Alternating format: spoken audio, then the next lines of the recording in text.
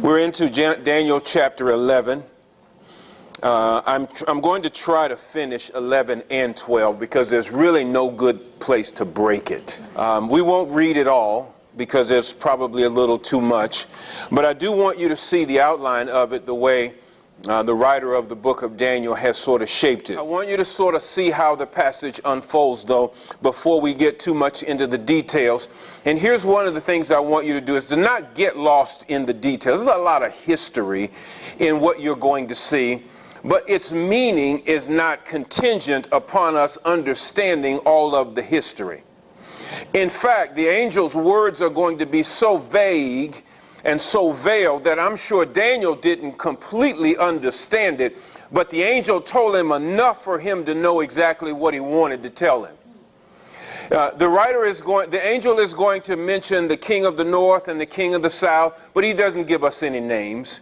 I'll supply you with some, but y'all need to know it's not important that you know the name of every king of the north and king of the south as the passage moves, because the angel didn't feel it was necessary to tell us the names. So you need to be comfortable enough with what you don't know, because the angel is actually going to tell you enough to know what he wants you to know. At the end of it, we will have enough information to know what he wants us to know. But I promise you, your curiosity is going to be up to the point where you're going to want to know more than the angel is actually going to tell you. Well, you're just going to have to live with that unrest.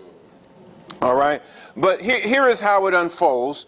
The angel is going to tell Daniel that there are going to be 3 more kings of Persia. Now remember, this vision comes, he says, in the first year of Darius the Mede.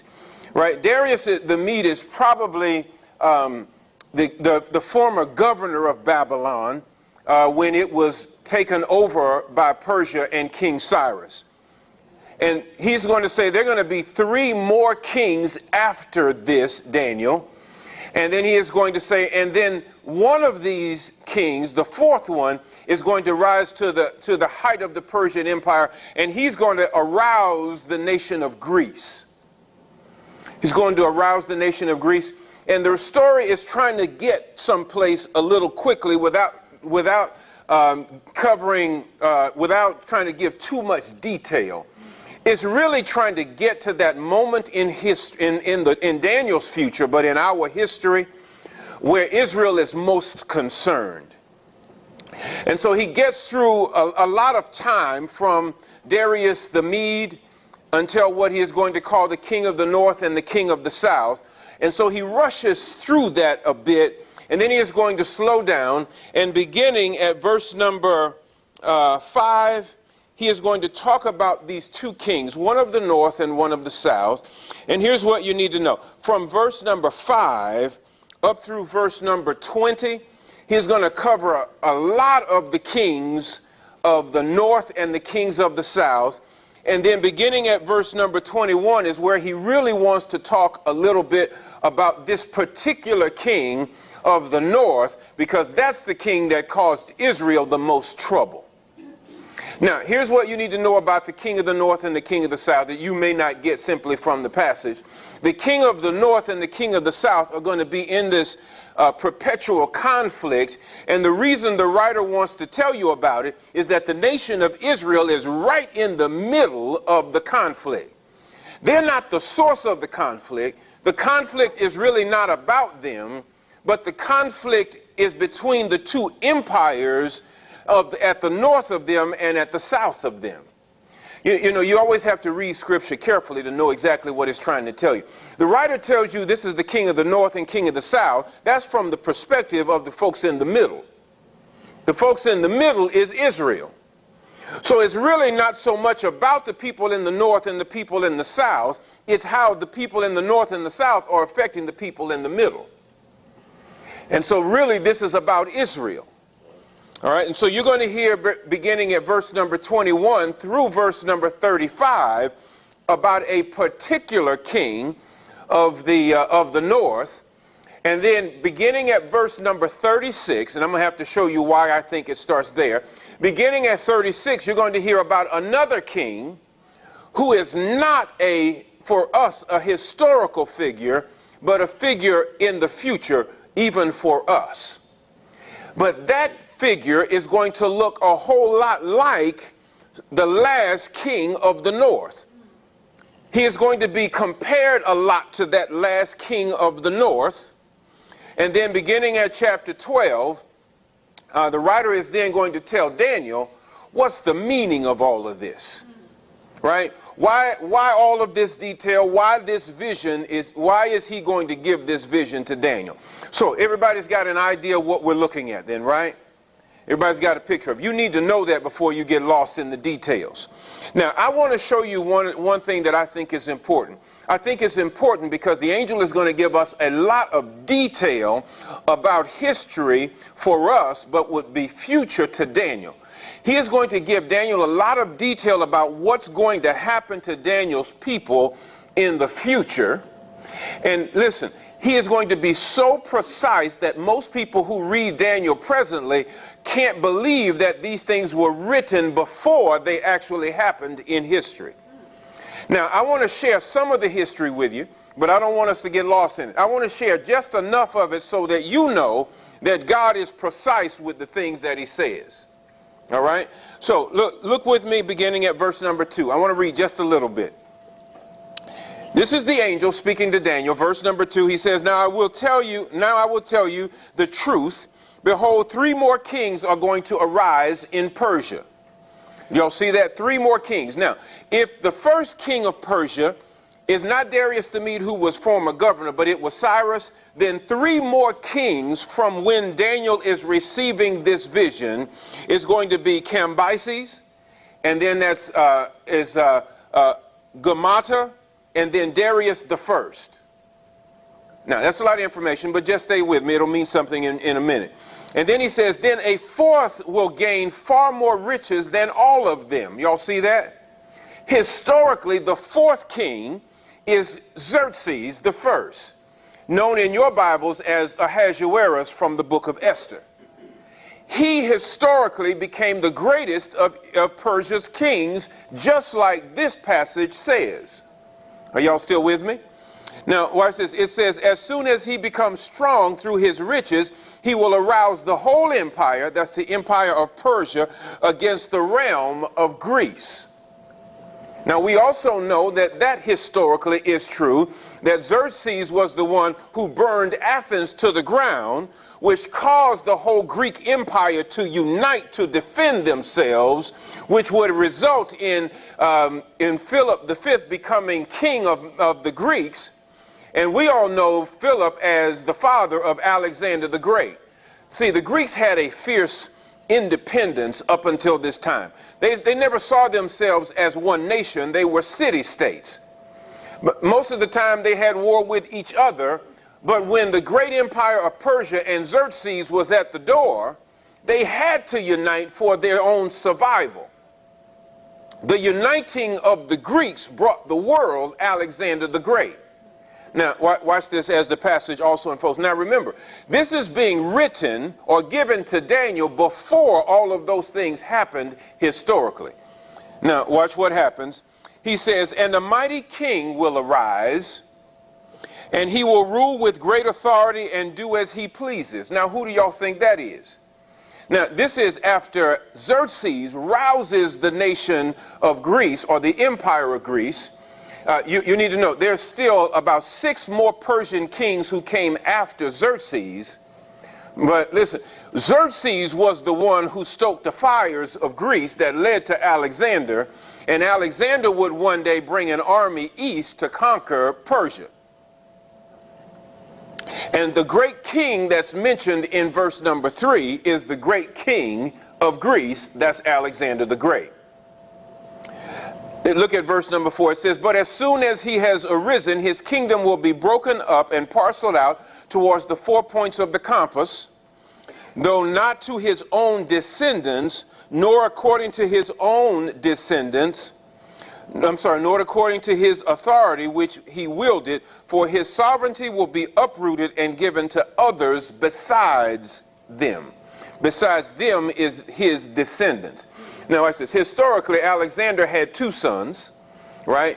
Both of them were murdered after his death in 323 BC. They were both murdered, and the 4 generals of his army fought for what was left of the Greek Empire. Now, that is historically true, and Daniel is receiving a picture of it before it all happened. But I want you to see just how technical the angel is with the information that he gives him. Right? In other words, Alexander's descendants did not take the empire of Greece after he died. They were not members of Alexander's family. Now, historically, the empire was divided into 4, but the writer is only going to focus on 2. Watch this. He's only going to focus on 2 because only 2 affected the people of God. The other 2 really had no impact on the people of God. So I'm actually going to get to my first point in just a minute, but watch this. He says, verse number 5, then the king of the south will grow strong, right? That's south of Israel. By the way, y'all can answer, what's south of Israel? What's the empire south of Israel? Right, it's Egypt, right? Well, listen, historically, Ptolemy the first, one of Alexander's generals, he claimed the nation of Egypt.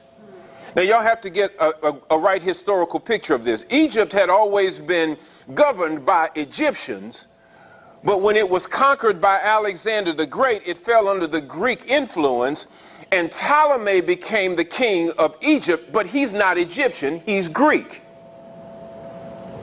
Y'all get this picture? So Egypt is being governed by a Greek, not by an Egyptian. That's Ptolemy the first. It says, look at what it says, along with one of his princes. That's along with one who is beneath him. He is governing Egypt. It says, one of his princes who will gain ascendancy over him and obtain dominion. His dominion will be a great dominion indeed. Now, let me ask y'all a question. Who is that prince who is gaining ascendancy over Ptolemy? That is historically Seleucus I, who founded the Seleucid Empire, which was made up of Babylon and Syria, which is north of Israel. He first started as a general under Ptolemy in Egypt. So here's all I'm trying to show you as we read it all. The angel is actually very accurate about what would happen historically. So, but here's all you really need to know. I want you to make sure you stay with me. It's a lot of history. All you really need to know that is there was a Ptolemaic Egypt that was started after Alexander in Egypt in the south. And then there was a Seleucid Empire in the north started by Seleucus I. And then beginning at verse number 5, what you're going to see is that there is going to be constant conflict between Seleucus I, or the Seleucid Empire, and the Ptolemaic Empire in the south. Whoever is king, and the writer is going to cover many of them, whoever is king in the north and whoever is king in the south, they're simply going to be called the king of the north and the king of the south. It will almost read as if there's one, but there's a whole bunch of them that's actually going to get referenced. Okay? But I'm still trying to make sure y'all have this picture of how accurate God can be about the future. So let me read a little bit more for you. Verse number 6, after some years they will form an alliance, and the daughter of the king of the south will come to the king of the north to carry out a peaceful arrangement. Now here's the first thing that y'all need to know. From Ptolemy the first and Seleucus the first, from verse 5 to verse 6, 2 generations have already passed by. So that the king of the north mentioned in verse 6 is actually Antiochus the second and Ptolemy the second. I don't want to confuse you with too much history. All I want you to know is from verse number 5 to 6, we've moved 2 generations already. Now let me explain this to you. Let me explain this to you so that y'all understand.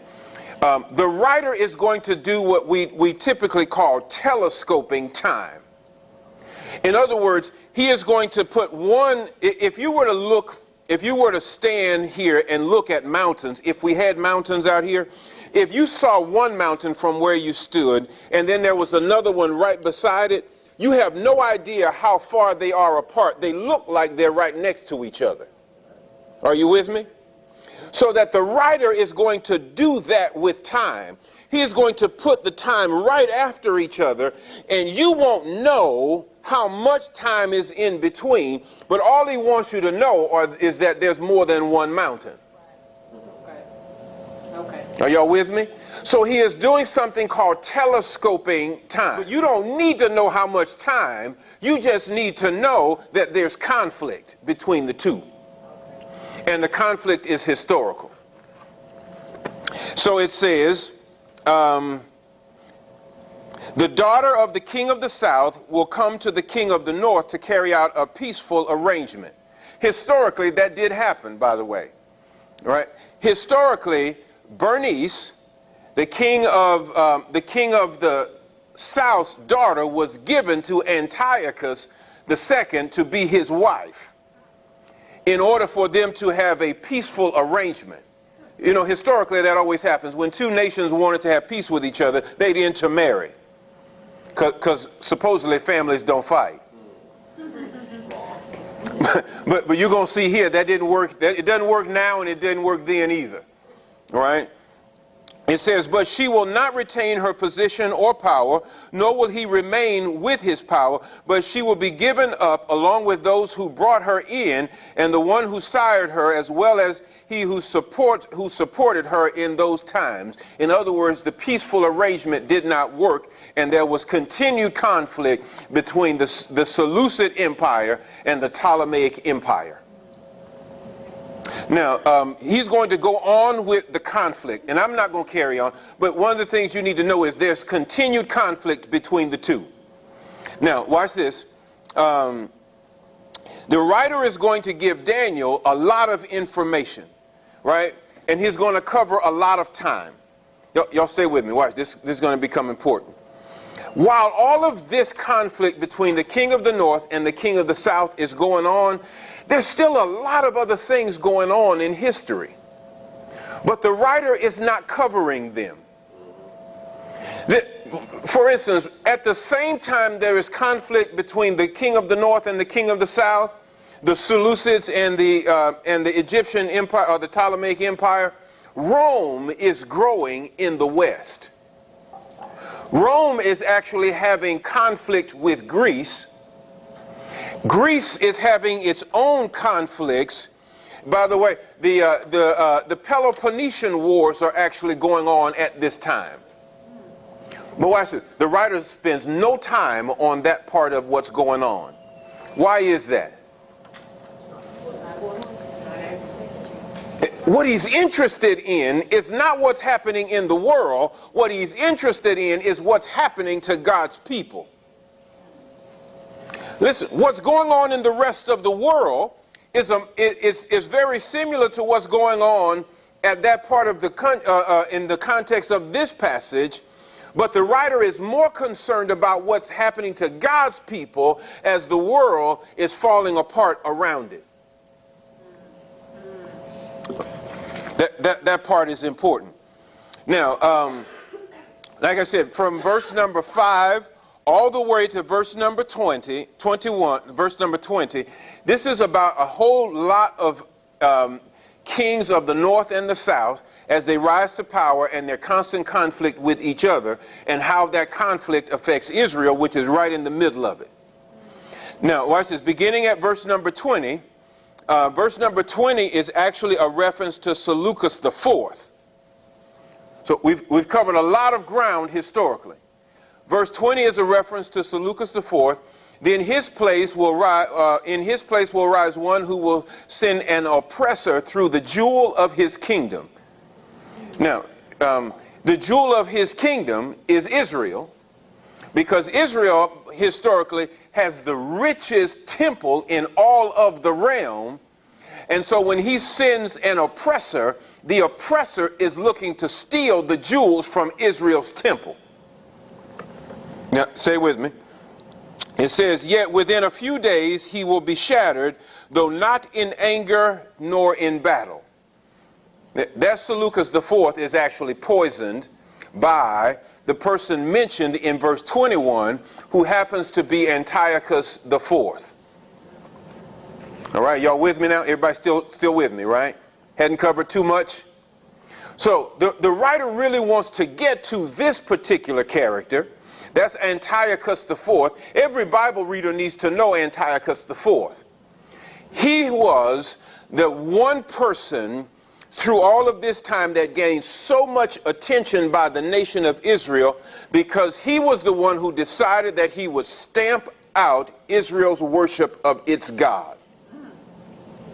He determined that Israel needed to be Greek in its behavior.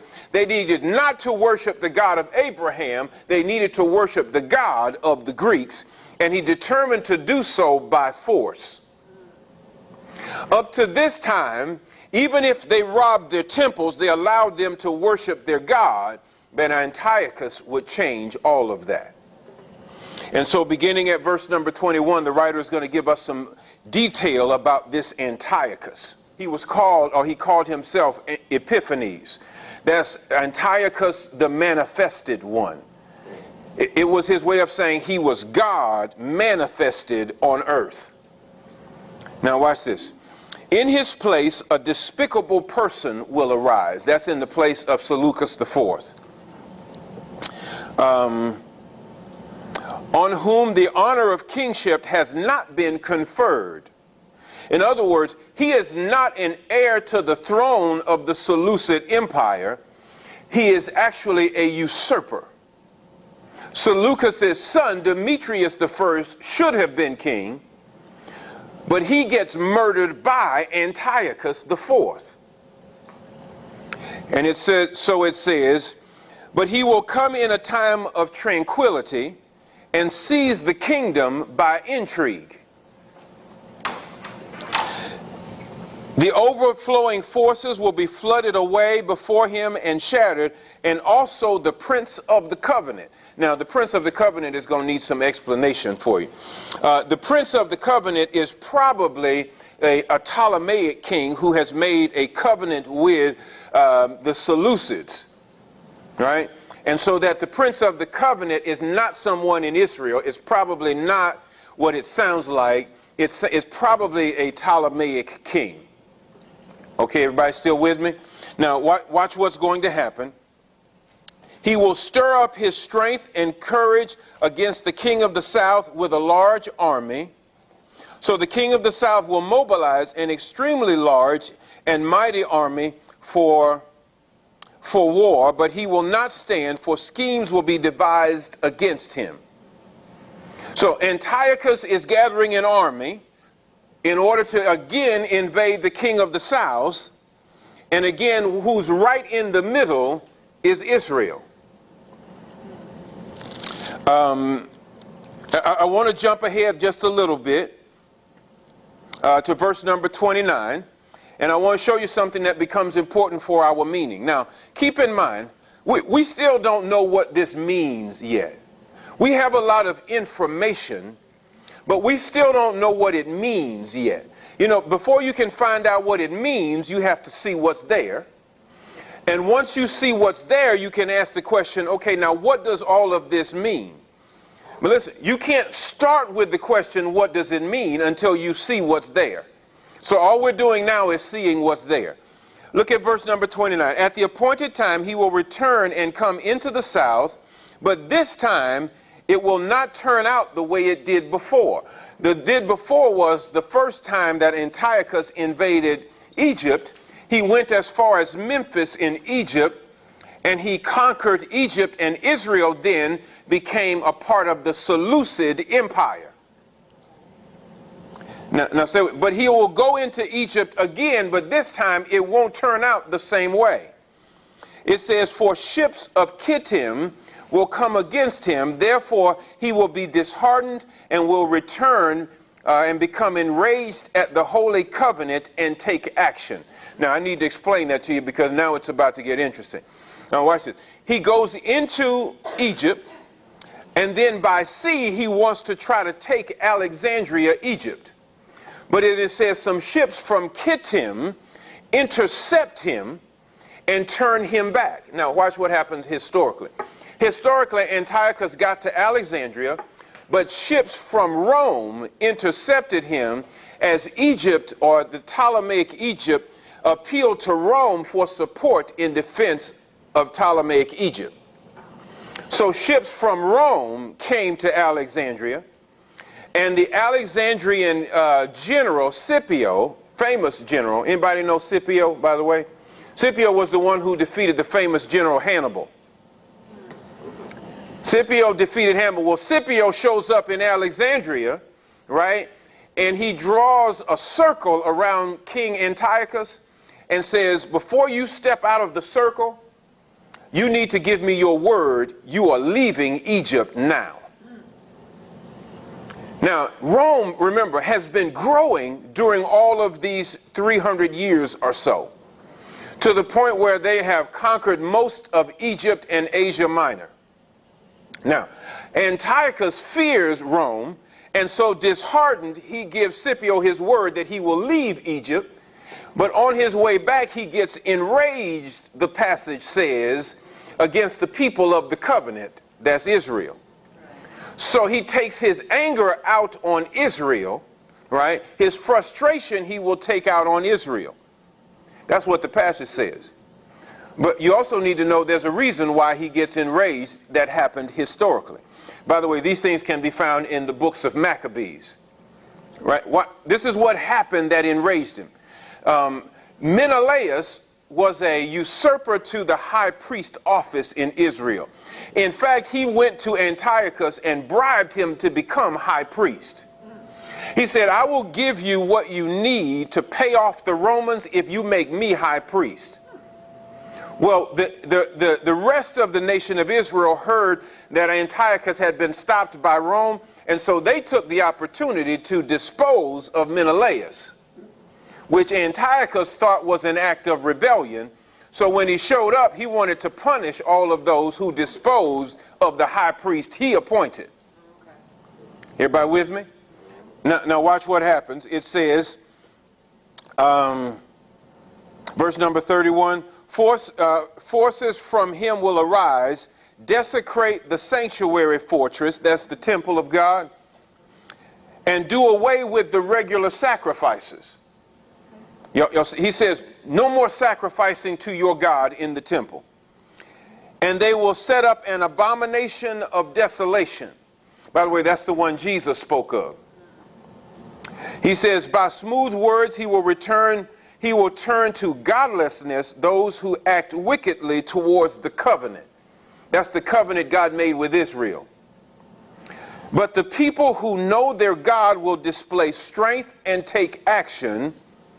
Those who have insight among the people will give understanding to the many, yet they will fall by the sword and by flame, by captivity and by plunder for many days. Now, verse 34, now when they fall, they will be granted a little help, and many will join with them in hypocrisy, or they will join them insincerely. Now, let me make sure y'all know what happened historically. Led by Matthias, a priest in Israel, he and his sons revolted against Antiochus. That is referred to as the Maccabean revolt, right? After they desecrated the temple in 167 BC, in exactly 3 years, the Maccabees had taken Jerusalem back, cleansed the temple on the 25th of Kislev, that's the 14th of December, and they rededicated the temple. That's, by the way, what historically is the Jewish celebration of Hanukkah. They celebrated the rededication of the temple. But listen, it didn't last long, because Antiochus would eventually take it back from them, right? And then look at what it says in verse number 35. Some of those who have insight will fall, and then the passage says, in order to, and then he begins to say some things. Now, before I read the last of it, here's what you need to know. Until the angel gets to those words, in order to, all we have is history.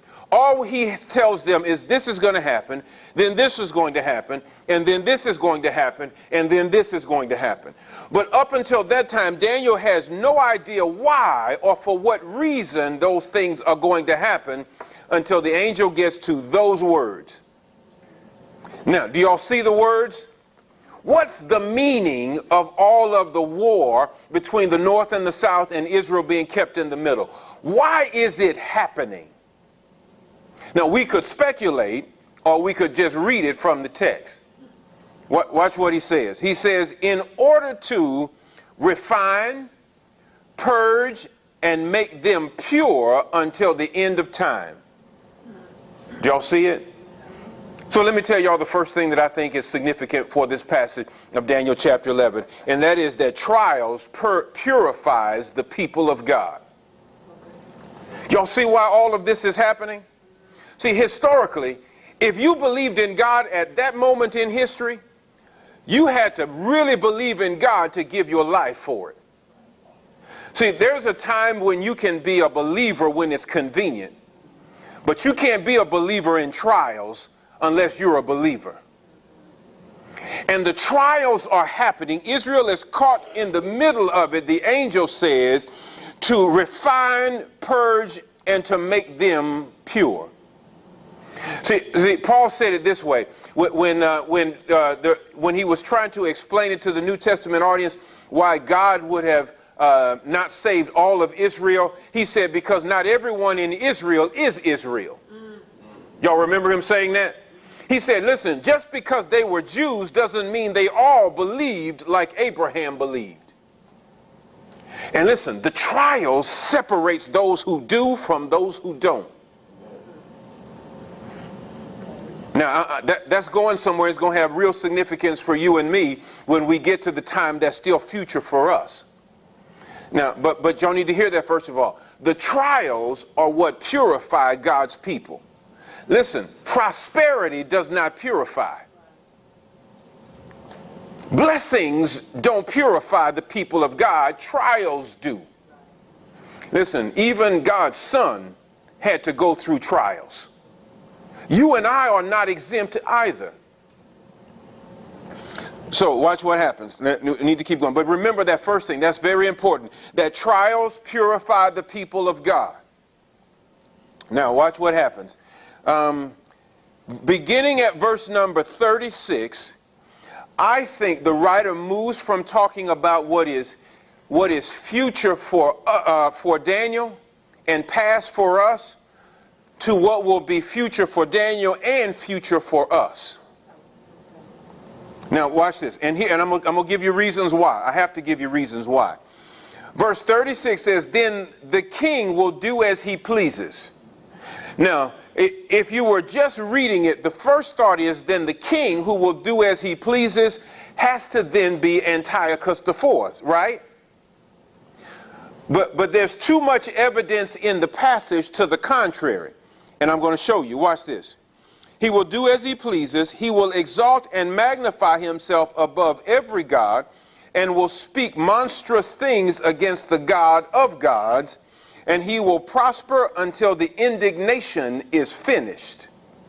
Y'all see until the indignation is finished? For that which is decreed will be done. Now, it also says in verse 37, he will show no regard for the gods of his fathers or for the desire of women, nor will he show regard for any other god, for he will magnify himself above them all. Historically, Antiochus did not do that. He continued to worship Zeus, which was the god of his fathers, right? He never actually exalted himself above them. He just said, I'm the manifestation of Zeus. Are you with me? Now, also, if we were to keep reading, it says, verse 39, he will take action against the strongest of fortresses with the help of a foreign god. He will give great honor to those who acknowledge him and will cause them to rule over the many and will parcel out land for a price. That Antiochus never did historically. So then the question has to become, who is this king? Look at verse number 40. There's a clue right there. Y'all see verse 40? It says, at the end of time, the king of the south will collide with him. Now, if the end of time was in the 2nd century BC, then where are we? In other words, that wasn't historically Antiochus. This has to be at the end of time, which is future for us, or the end of the age. Are y'all with me? So what has the writer done? He has telescoped time. Are y'all with me? He has brought the age of the last king right up behind the age of Antiochus. And here's the question, why? Because the last king is going to look a whole lot like Antiochus, but he's going to go further. Antiochus will be a type of the last king who will come. By the way, this is not that hard, because if you've been following in the book of Daniel, in the book of Daniel chapter 7, we know who the last one is, right? That last king. It says he'll come out of the Roman Empire. Can't be Antiochus, because Antiochus comes out of the 3rd empire, which is Greece. Are y'all following me? So that beginning at verse 36, this king is not Antiochus. This king will come at the end of time. As a matter of fact, that king is going to be destroyed, it says, just before the resurrection in chapter 12. Now, I need to get to chapter 12 so that you can see the next point and what's significant about it. Verse 40 says, at the end of time, at the end time, the king of the south will collide with him, and the king of the north will storm against him with chariots, with horsemen, and with ships, and he will enter countries, overflow them, and pass through. This king seems to be a king of war. This king's God, the passage is going to say, is fortress. In other words, that's a way of saying only God he respects is the God of war. He will enter the beautiful land. Y'all tell me, what land is that? It's undoubtedly Israel, right? He will enter the beautiful land, and many countries will fall, but these will be rescued out of his hand: Edom, Moab, and the foremost sons of Ammon. That's the areas to the southeast of Israel. And it says, then he will stretch out his hand against other countries, and the land of Egypt will not escape.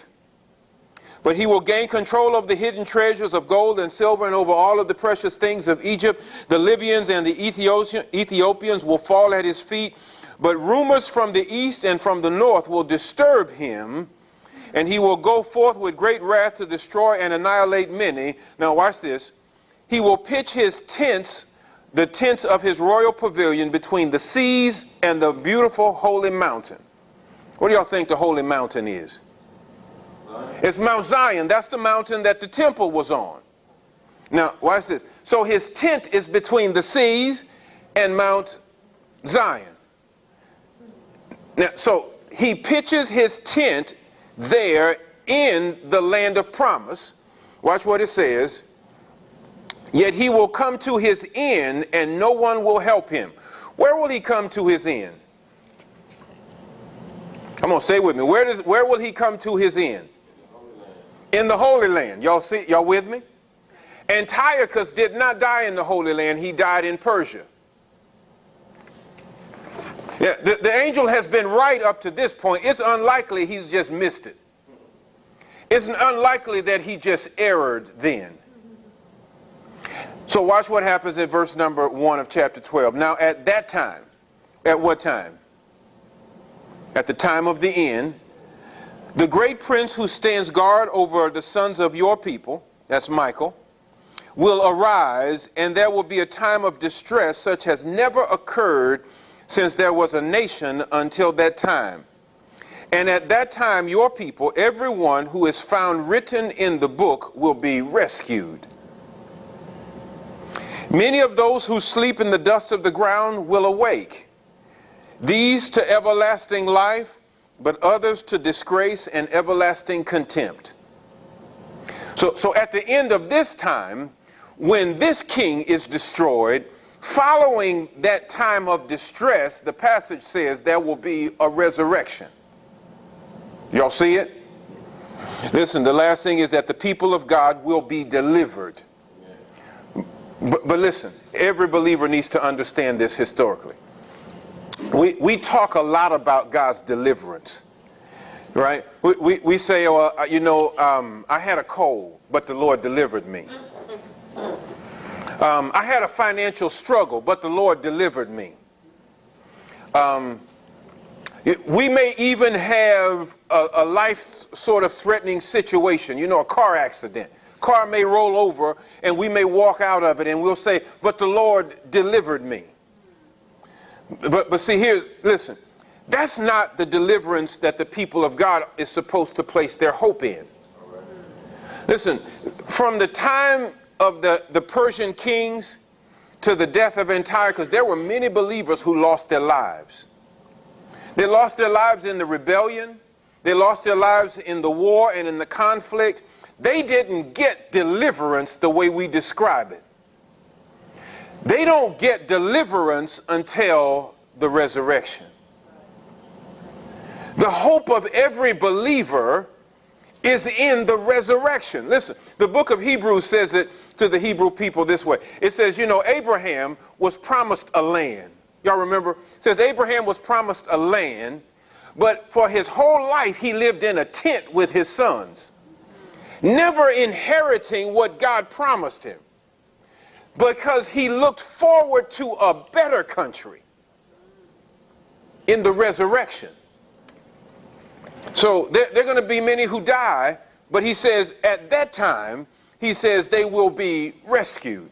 See, the language of salvation is not salvation in this life, it's salvation from this life. And it says, many of those who sleep in the dust of the ground will awake, these to everlasting life and others to disgrace and everlasting contempt. That's resurrection for the sake of judgment. Those who have insight, verse 3 says, will shine brightly like the brightness of the expanse of heaven. And those who lead the many to righteousness like the stars forever and ever. But as for you, Daniel, conceal these words and seal up the book until the end of time. Many will go back and forth and knowledge will increase. Now, watch this. That's the end of the angel's information to Daniel. And then Daniel has a question. His question doesn't actually start until verse number 8. Watch this. It says, and as for me, I heard, but could not understand. So I said, my Lord, what will be the outcome of these events? Now that's the pertinent question, isn't it? What will be the outcome of all of these things? It's his way of saying, what's really the significance of this? Now y'all need to keep Daniel's historical situation in mind. Daniel is still in the Persian Empire. All of these things have not happened. Historically, Daniel has already prayed that Israel would be able to go back to its promised land after 70 years in exile. And God has already said, okay, yeah, you're going to go back to your promised land, but your purification is not done yet. You're still not you won't be the nation I want you to be yet. See, the reason why, Paul seemed to understand this. The reason why Israel still did not receive its Messiah when he came, because they weren't through being purified yet. And so when they went back to the land, that wasn't the end of their struggles. And he wanted Daniel to know the struggle is going to go years and years till the end of time, Daniel. He says, I'm going to take a lifetime. I'm going to take a world of time to purify you. And then he says, so what will be the outcome of these things? And I hate to disappoint you, but watch what the angel says. Go your way, Daniel, for these words are concealed and sealed up until the end of time. Y'all see what he told him? He said, I've told you all you need to know. So what do we get from it? All we can get are the things the angel told us. The first thing he says is trials will purify the people of God. Y'all see it? He says, yes, it's going to be really difficult. There's going to be a lot of war that you're going to have to face. Not only the war you're in the middle of, but war all around you. And he says, but listen, the trials you go through will purify you and make you pure. And then he says, the people of God will be delivered, but it will happen when? at the resurrection. See, as much as voting is important in our country, politics won't save this world. The hope of the believer is in the resurrection. The end of the story is the resurrection of the dead to life again. The sting of death won't be removed until you are brought back from the dead. Listen, in other words, if we all die and go to heaven, then death wins. Then Jesus' resurrection is not the first fruit. It's the only fruit. But the Bible says it's the first fruit of the harvest of believers who will be resurrected to come. So where does the believer place his hope? Where is your hope? It should be in the resurrection. We look forward to the coming of the Lord Jesus when the dead in Christ shall rise. That's when we look for our deliverance. That's the essence of our salvation. That's our rescue. You could have cancer and be healed, but death is still coming. The only real deliverance is in the second coming of the Lord Jesus and the resurrection.